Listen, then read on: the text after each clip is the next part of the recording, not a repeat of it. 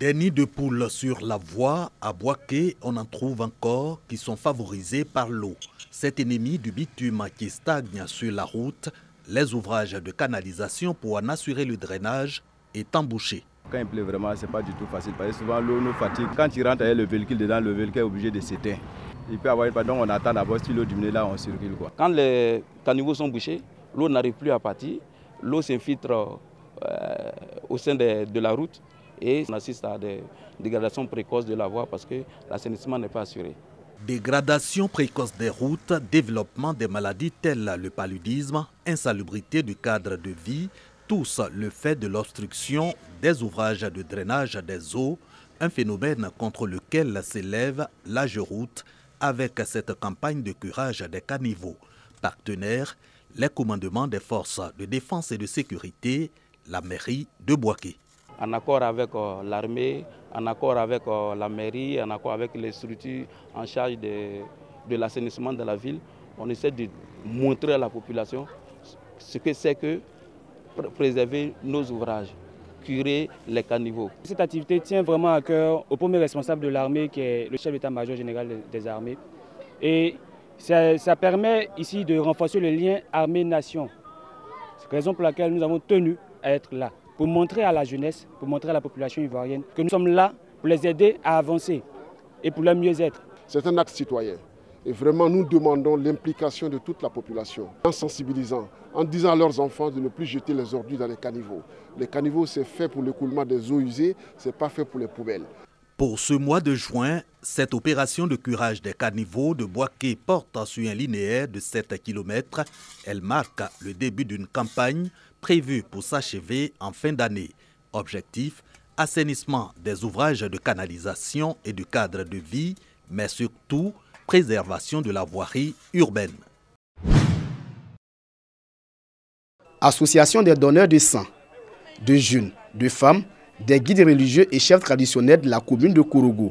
Ils répondent ainsi à l'appel de Lassina Ouattara, député de Korogo commune, celui de fournir des poches de sang afin de faire face au manque de sang et produits sanguins dans les structures sanitaires de Korogo. On a constaté que depuis un certain temps, il n'y a pas assez de sang au niveau du Nord. Donc on a essayé cette initiative pour qu'on ait assez de donneurs, pour que beaucoup puissent donner leur sang. Nous, les mamans, ça nous sauve, ça sauve nos enfants.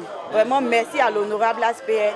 Et que si chaque 3 mois, on pouvait continuer dans ce sens-là, vraiment, je pense que ça allait diminuer le taux de décès à Korogo. En une journée, ce sont environ 1000 poches de sang qui ont été collectées. Et on souhaite vraiment qu'elles se multiplient à travers tout le pays pour que plus jamais quelqu'un ne perde la vie par manque de sang. Les dialysés de la région du Poro apprécient cette opération qui intervient comme un soulagement. Nous ne pouvons pas donner, mais comme nous sommes les premiers bénéficiaires, c'est vraiment pour laquelle nous sommes là pour le soutenir, pour lui dire merci vraiment pour cette initiative de don de sang. Pour le LU, plus personne ne doit mourir par manque de sang à Korogo. À chaque fois, on perd des vies. Et vraiment, j'ai décidé comme ça de faire un projet de donner de sang à la population de Korogo. Quand il y a un jeune qui est venu me voir une fois en pleurant, qui à cause de manque de sang, il a payé sa maman.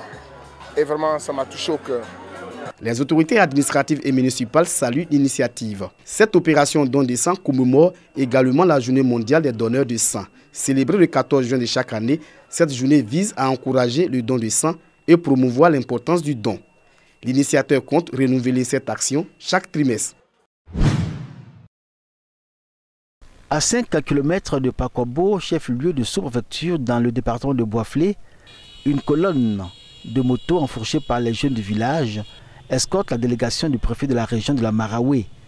Parmi les véhicules en partance pour cette localité, une ambulance médicalisée neuve rutulante destinée au centre de santé de Pakwabo. Il y a 3 centres satellites qui vont aussi en bénéficier.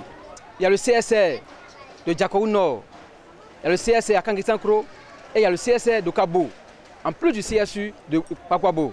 Au moins plus de 200 000 personnes vont en bénéficier. Dans le village, une atmosphère de fête précède l'arrivée de la délégation.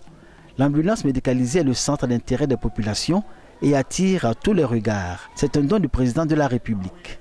Alassane Ouattara l'avait promise lors de sa visite d'État dans la région de la Maraoué. Bonheur des populations, mêlé de fierté et de reconnaissance. L'ambulance qui est venue, Ce n'est pas le jour où une femme s'en va accoucher que c'est difficile, qu'on doit l'envoyer urgemment à Bois-Flé. La femme qui est dedans ne va pas chercher à savoir si elle est RHDP, PDCI, FPI, etc. Donc l'ambulance est un élément qui doit nous fédérer. J'ai 2 filles qui sont enceintes. Le jour de l'accouchement, on ne sait pas comment ça va devenir. Si l'ambulance est là, l'ambulance peut m'aider.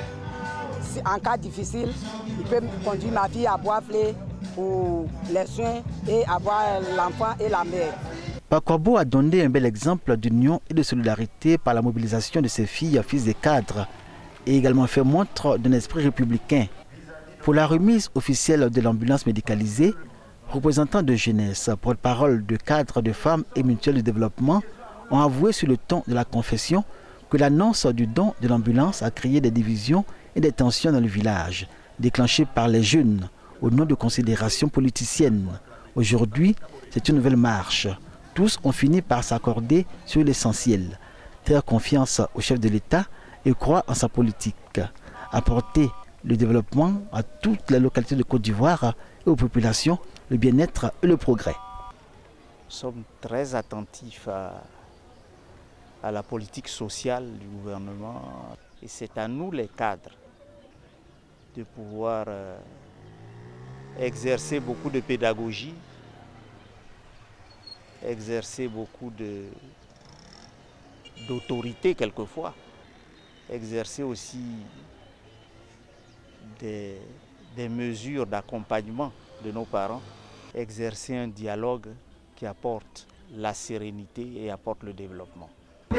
On transfère souvent des parents dans les brouettes, dans les tricycles, souvent même à moto.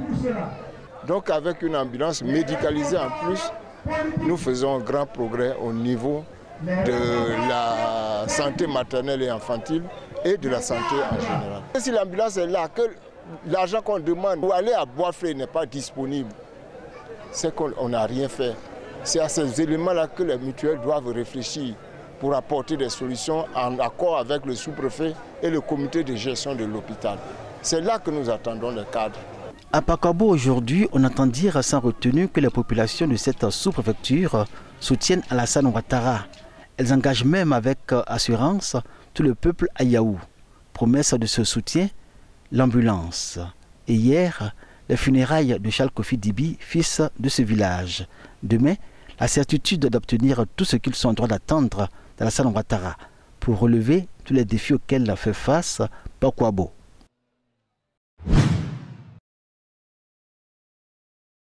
Consultation foraine à Séguelon, chef-lieu du département dans la région du Kabadougou. L'initiative est de la région de l'hôpital général et du sénateur Isiaka Kodé, fils de Séguelon. Elle vise à motiver les populations du département à fréquenter les centres de santé. Pendant 3 jours de consultation foraine, la population de Séguelon a bénéficié de consultations gratuites et de médicaments. Parrain de ces journées, le sénateur Isiaka Kodé a, au nom de la population, salué le corps médical pour cette initiative et a dit tout son engagement à accompagner les actions en faveur du bien-être des populations de Séguelon. Cette initiative vient donc comme un espoir pour changer les données. Les femmes les plus assidues dans les centres de santé au cours de ces 2 dernières années ont été récompensées.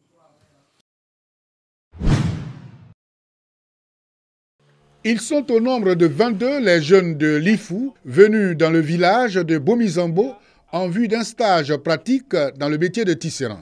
Durant 5 jours, ils ont enrichi leurs connaissances en technique de tissage de pagnes traditionnelles baoulées. Le premier état, c'est le déroulage. Avec l'arrivée de l'IFU, il y aura d'autres gens qui vont venir apprendre. Nous sommes prêts à partager nos savoirs parce que nous, on veut partager nos savoirs. Une cérémonie de reconnaissance par le conseil régional de l'IFU, initiateur de ce stage pratique et d'immersion, a marqué la fin du séjour des tisserands stagiaires à Bomizambo. Occasion également pour les présidents des conseils régionaux du Bélier et de l'IFU de dévoiler leur vision quant au développement des activités de tisserands en vue de l'insertion socio-professionnelle de certains jeunes de leurs régions respectives. Pour eux, ce stage pratique contribue également au renforcement de la cohésion sociale. On peut avoir des partenariats ici entre nous-mêmes. C'est pour cela que nous allons saluer cette démarche le président de l'IFU, qui vient à nous pour que nous célébrions l'amitié. Et c'est dans cette amitié, dans cette concorde, qu'effectivement, de proche en proche, la Côte d'Ivoire va vivre en paix, être prospère et être dans une cohésion sociale qui profite à toute la nation. Nous essayons donc, à travers notre programme d'ensemble, d'initier des projets, dont celui-ci, qui permettront à nos jeunes d'apprendre un métier, d'être installés par le Conseil. Danse du terroir et autres activités socio-culturelles ont ponctué la cérémonie de fin de formation à Bomizambo.